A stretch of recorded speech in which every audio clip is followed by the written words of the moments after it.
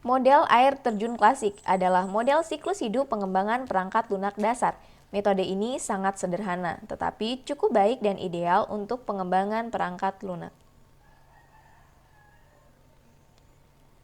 Model air terjun klasik membagi siklus hidup menjadi satu set fase, di mana satu fase dapat dimulai setelah menyelesaikan fase sebelumnya.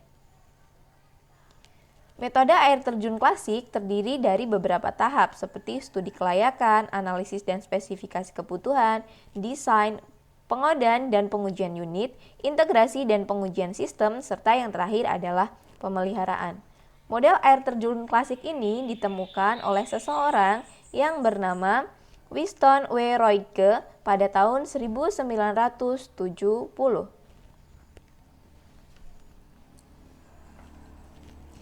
Yang pertama adalah studi kelayakan. Tujuan pada fase ini untuk menentukan kelayakan secara finansial dan teknik dalam pengembangan perangkat lunak. Apakah pengembangan proyek sistem layak diteruskan ataukah layak untuk dihentikan.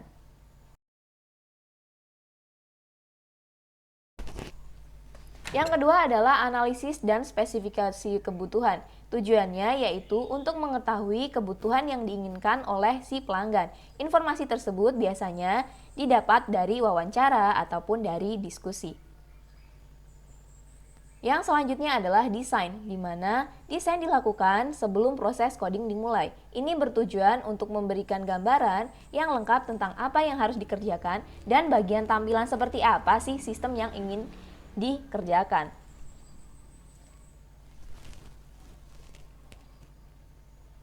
Yang keempat adalah pengodaan dan pengujian unit. Dalam fase ini, desain perangkat lunak diterjemahkan ke dalam short kode menggunakan bahasa pemrograman yang sesuai. Pembuatan software akan dipecah menjadi modul-modul kecil yang nantinya akan digabungkan dalam tahap selanjutnya. Dalam tahap ini juga akan dilakukan pemeriksaan lebih terhadap modul yang sudah dibuat.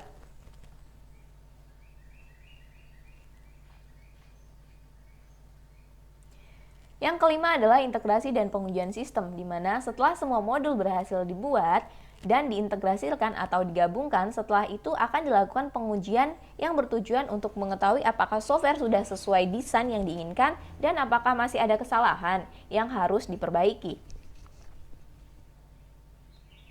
Pada tahap pengujian, ini terdiri dari 3. Yang pertama adalah alpha testing, di mana pengujian dilakukan oleh si pengembang. Yang kedua adalah beta testing, pengujian dilakukan oleh si pelanggan. Dan yang terakhir adalah pengujian penerimaan, di mana pada tahap ini menentukan apakah perangkat lunak yang dikembangkan akan diterima ataukah akan ditolak.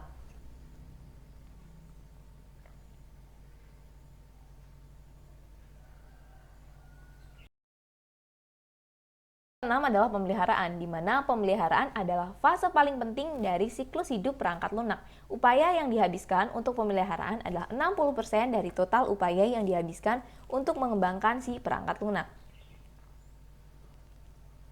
Kelebihan model air terjun klasik ini yang pertama adalah dapat menghemat biaya. Yang kedua digunakan untuk pengembangan software skala besar. Yang ketiga adalah hasil dokumentasinya sangat baik. Sedangkan untuk kekurangannya yaitu yang pertama adalah membutuhkan waktu yang lama. Yang kedua adalah membutuhkan tim yang solid. Yang ketiga adalah kurang fleksibel atau tidak fleksibel.